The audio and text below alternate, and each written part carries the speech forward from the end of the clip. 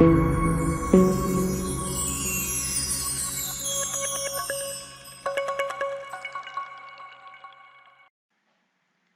back to Mechatronics. മെക്കാട്രോണിക്സിന്റെ പുതിയൊരു വീഡിയോയിലേക്ക് എല്ലാവർക്കും സ്വാഗതം. ഇന്ന് നമ്മൾ ഡിസ്കസ് ചെയ്യാൻ പോകുന്നത് സീലിംഗ് ഫാനിനെ കുറിച്ചാണ്. കുറച്ച് മുൻപ് ഞാനൊരു വീഡിയോ ചെയ്തിരുന്നു മോട്ടോറിന്റെ ബേസിക് ആയിട്ടുള്ള കുറച്ച് കാര്യങ്ങൾ, അതുപോലെ തന്നെ ടേബിൾ ഫാനും ഇൻക്ലൂഡ് ചെയ്തിട്ടുള്ള ഒരു വീഡിയോ ആയിരുന്നത്. അപ്പോൾ അതിൽ ഒരു കമന്റ് വന്നതാണ് എനിക്ക് സീലിംഗ് ഫാനിനെ കുറിച്ചുള്ള ഒരു വീഡിയോ ചെയ്യാമോ എന്ന്. അപ്പോൾ ആ കമന്റ് അനുസരിച്ച് ഞാൻ സീലിംഗ് ഫാനിനെ കുറിച്ചുള്ള വീഡിയോ ആണ് ഇന്ന് നിങ്ങളുമായിട്ട് ഷെയർ ചെയ്യുന്നത്. സോ ഫസ്റ്റ് ഓഫ് ഓൾ, ഇത് മെയിൻലി ഞാൻ ടെക്നിക്കൽ ഹൈസ്കൂളിലെ NSPF ബേസ്ഡ് ആയിട്ടുള്ള ഒരു ക്ലാസ്, അതിൽ ഇലക്ട്രിക്കൽ എക്യുപ്മെന്റ് ആൻഡ് മെയിൻ്റനൻസ് എന്ന് പറഞ്ഞ ഒരു ടെക്സ്റ്റ് ബുക്ക് ഉണ്ട്. അതിൽ ബേസ് ചെയ്തിട്ട് ബേസിക് ആയിട്ടുള്ള കാര്യങ്ങൾ മാത്രം ഇൻക്ലൂഡ് ചെയ്തിട്ടുള്ള ഒരു വീഡിയോ ആണ്. ഇത് ITI പഠിക്കുന്ന കുട്ടികൾക്കും വളരെ ഉപകാരപ്രദമായിട്ടുള്ള രീതിയിൽ വളരെ സിമ്പിൾ ആയിട്ടാണ് ഇതിന്റെ നോട്ട്സ് തയ്യാറാക്കിയിട്ടുള്ളത്. അപ്പൊ നമുക്ക് വീഡിയോയിലോട്ട് പോകാം.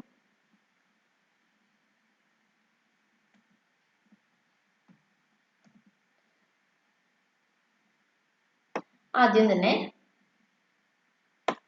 സീലിംഗ് ഫാനിന്റെ ഫംഗ്ഷനും സ്പെസിഫിക്കേഷനും ആണ് പറയാനുള്ളത്. The function of fan is to circulate air for cooling purpose. Cooling purpose-ന് വേണ്ടിയിട്ട് എയർ സർക്കുലേറ്റ് ചെയ്യാനാണ് എന്നുള്ളതാണ് ഫാനിന്റെ ഫംഗ്ഷൻ. ഓക്കെ, നമുക്ക് ഫാൻ ഇട്ട് കഴിഞ്ഞാൽ നമുക്ക് ഒരു തണുപ്പ് കിട്ടാറ്. അപ്പോൾ അത് എങ്ങനെയാണ് കിട്ടുന്നത്?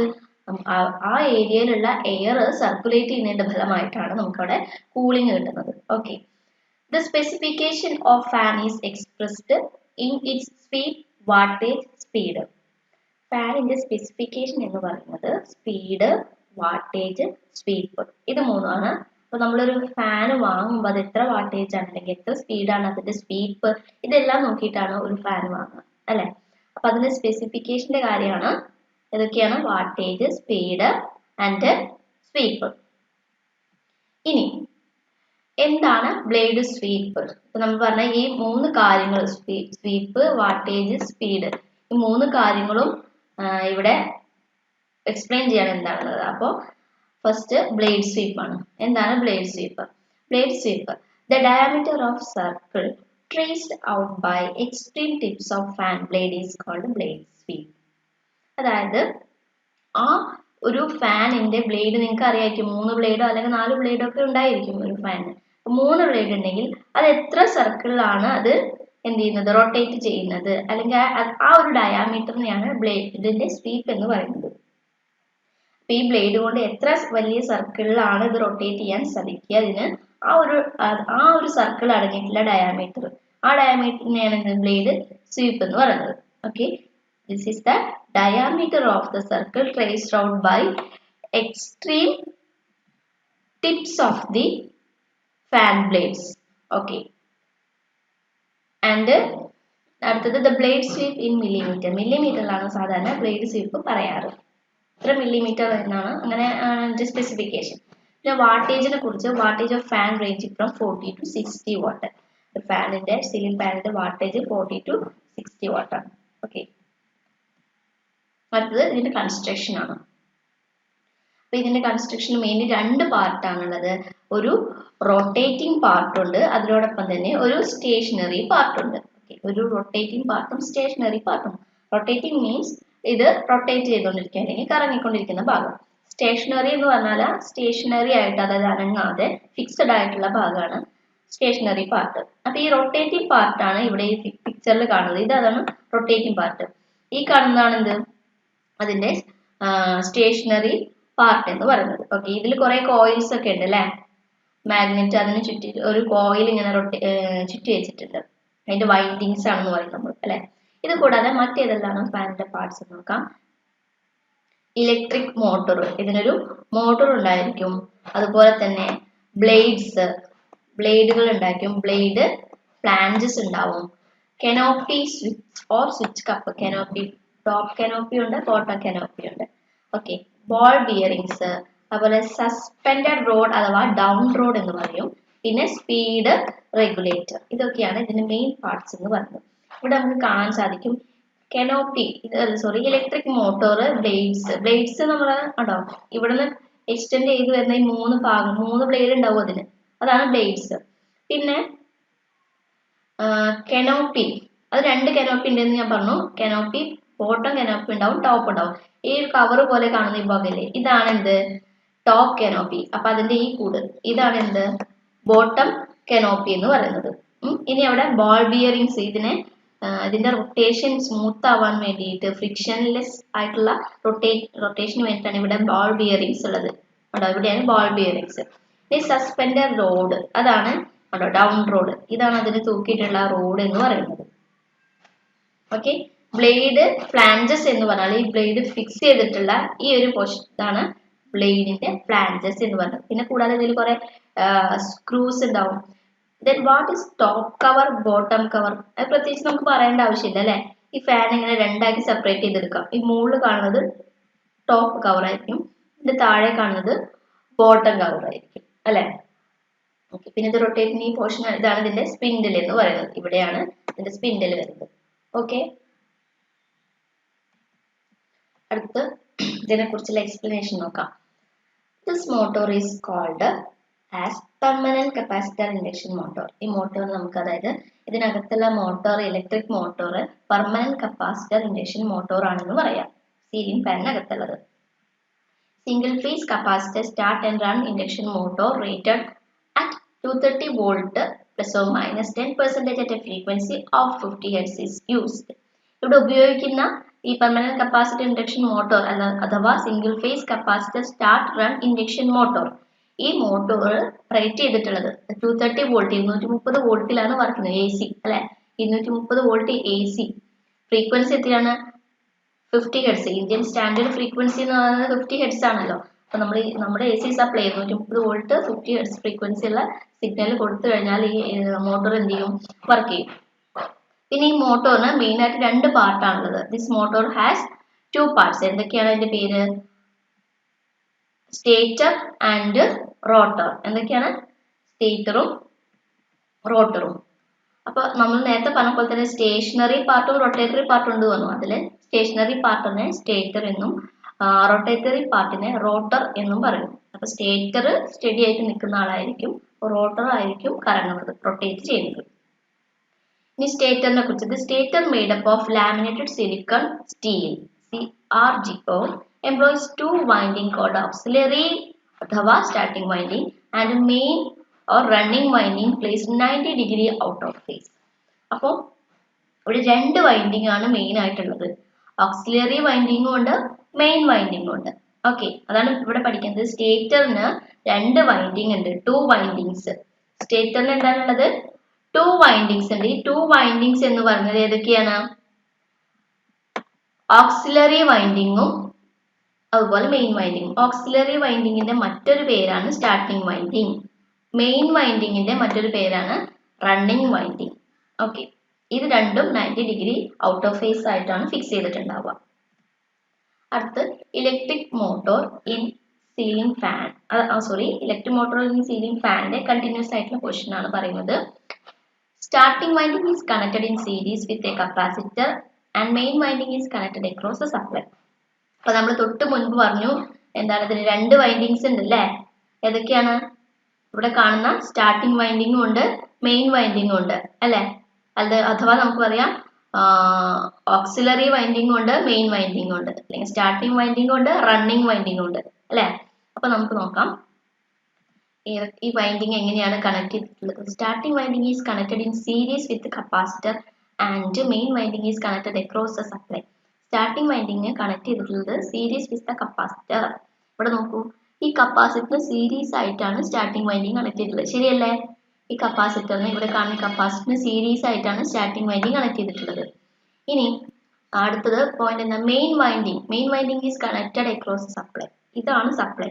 ഈ സപ്ലൈക്ക് എക്രോസ് ആയിട്ടാണ് എന്ത് കണക്ട് ചെയ്തിട്ടുള്ളത്?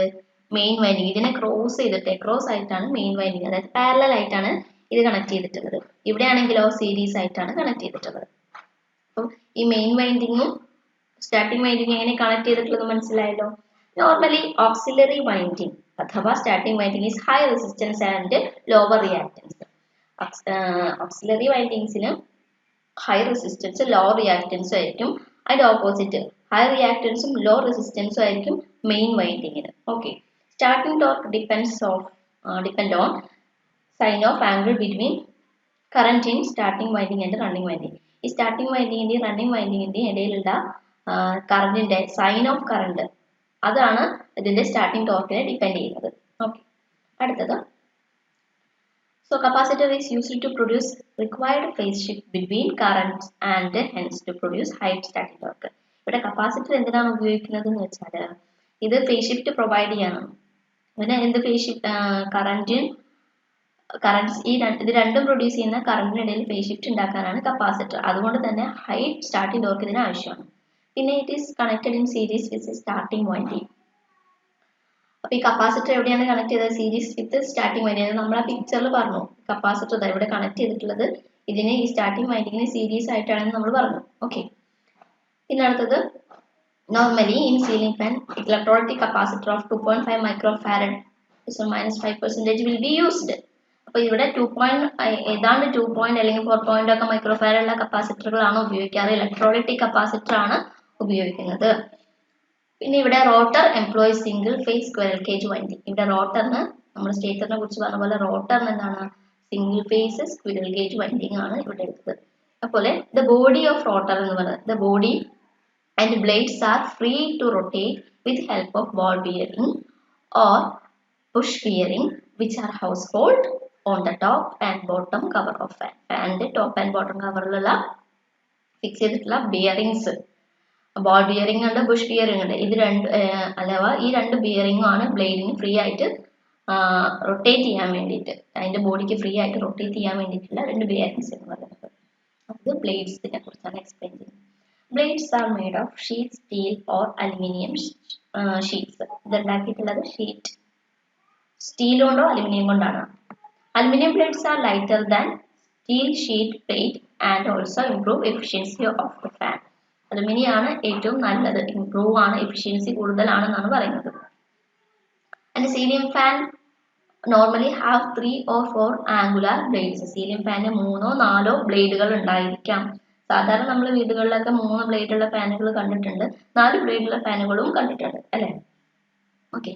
4 blade fan gives more air circulation as compared to 3 blade fan. 4 blade ഉള്ള ഫാനിനാണ് കൂടുതൽ എയർ സർക്കുലേഷൻ ലഭിക്കുക കമ്പാരിറ്റീവ്ലി 3 ബ്ലേഡ്. ഓക്കെ.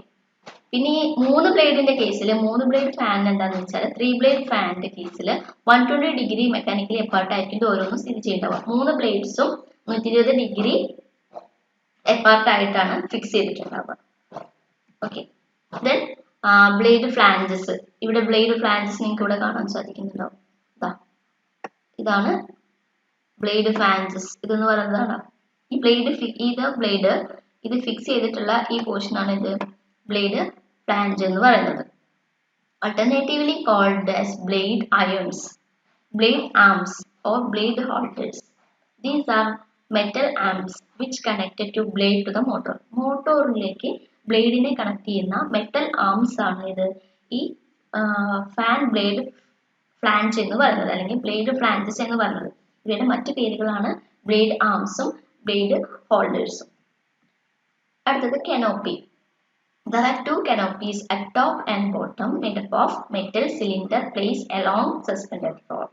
2 canopies ആണുള്ളത്, ടോപ്പിലുണ്ട് ബോട്ടമിലുണ്ട്. ടോപ്പ് കനോപ്പി ഉണ്ട്, ബോട്ടം കനോപ്പി ഉണ്ട്. ഓക്കെ. ഇത് ഉണ്ടാക്കിയിട്ടുള്ള എന്തുകൊണ്ടാണ്? മെറ്റൽ സിലിണ്ടർ ആയിട്ടാണ്. അതുപോലെ തന്നെ സസ്പെൻഡഡ് റോഡിന് അലോങ് ആയിട്ടാണ് ഇത് പ്ലേസ് ചെയ്യുക. ഇനി top canopy is mounted such that it covers the hook nut and bolt. നിങ്ങൾക്കറിയാം മോൾ ഭാഗത്തുള്ള കനോപ്പി അതെന്തിനാണ്? ഈ കനോപ്പി മൗണ്ട് ചെയ്തിട്ടുള്ളത് എന്തിനു വേണ്ടിയിട്ടാണെന്ന് വെച്ചാൽ എന്തിനാ അത് ഫാൻ നമ്മൾ തൂക്കിയിടുമ്പോൾ അതിന്റെ മുകളിലുള്ള ഹുക്ക് നട്ട് ബോൾട്ട് ഇതൊന്നും കാണാതിരിക്കാൻ വേണ്ടി, ഇതിനെല്ലാം കവർ ചെയ്യാൻ വേണ്ടിയിട്ടാണ് ടോപ്പ് കനോപ്പി ഉള്ളത്. Bottom canopy is mounted below and it is centre of fan of the motor. അതായത് ഫാനിന്റെ മോട്ടോറിന്റെ സെൻട്രലായിട്ടാണ് ബോട്ടം കനോപ്പി വരിക. ഇത് എന്തിനു വേണ്ടിയിട്ടാണ്? ഈ മോട്ടറിനെ കവർ ചെയ്യാൻ വേണ്ടിയിട്ടാണ്. ഓക്കെ. പിന്നെ canopies, this is used to conceal and protect various components which includes wires, capacitors and switches. അതായത് സ്വിച്ച്, കപ്പാസിറ്റർ, മറ്റു വയേഴ്സ് ഇതിനെല്ലാം പ്രൊട്ടക്ട് ചെയ്യാൻ വേണ്ടിയിട്ടാണ് നമ്മൾ canopies ഉപയോഗിക്കുന്നത് തന്നെ. Bottom canopy often conceals the oil reservoir which lubricates the bearing. ബിയറിംഗ്സിന് വേണ്ടിയിട്ടുള്ള oil reservoir bottom കനോപ്പിയുടെ അകത്താണ് ഉള്ളത്. അടുത്തത് ബോൾ ബിയറിംഗിനെ കുറിച്ചാണ് പറഞ്ഞത്. Friction free and noise free movement of rotating parts are ensured by providing ball bearing between rotating and stationary parts. ഞാൻ പറഞ്ഞു ball bearings എന്തിനു വേണ്ട, ഫ്രീ ആയിട്ട് മൂവ് ചെയ്യാൻ വേണ്ടിയിട്ടാണ്. റൊട്ടേറ്റിംഗ് പാർട്സിന് ഫ്രീ മൂവ്മെന്റ് പ്രൊവൈഡ് ചെയ്യാൻ വേണ്ടിയിട്ട്, നോയ്സ്ലെസ് ആയിട്ടുള്ള ഫ്രീ മൂവ്മെന്റ് പ്രൊവൈഡ് ചെയ്യാൻ വേണ്ടിയിട്ടാണ് ബോൾ ബിയറിംഗ്. നമ്മൾ ബോൾ ബിയറിംഗിൽ കറക്റ്റ് ആയിട്ട് വെച്ചിട്ടില്ല എന്നുണ്ടെങ്കിൽ നമ്മളിങ്ങനെ ഫാൻ ബോൾ ബിയറിംഗിൽ വേണ്ട ലൂബ്രിക്കേഷൻ കിട്ടിയിട്ടില്ലെങ്കിലും ഫാനിൽ വരും, നോയ്സ് വരും. അപ്പോൾ നമ്മൾ ഫാൻ ഇങ്ങനെ കറങ്ങുമ്പോൾ ഒരുപാട് നോയ്സ്, അതായത് സൗണ്ട് ആയിട്ട് വളരെ ഡിസ്റ്റർബൻസ് ആയിട്ടുള്ള സൗണ്ട്സ് ഒക്കെ പ്രൊഡ്യൂസ് ചെയ്ത് വരാൻ സാധ്യതയുണ്ട്. The ceiling fan may have single or double ball bearing. Single bearing ആവാം, double bearing ആവാം.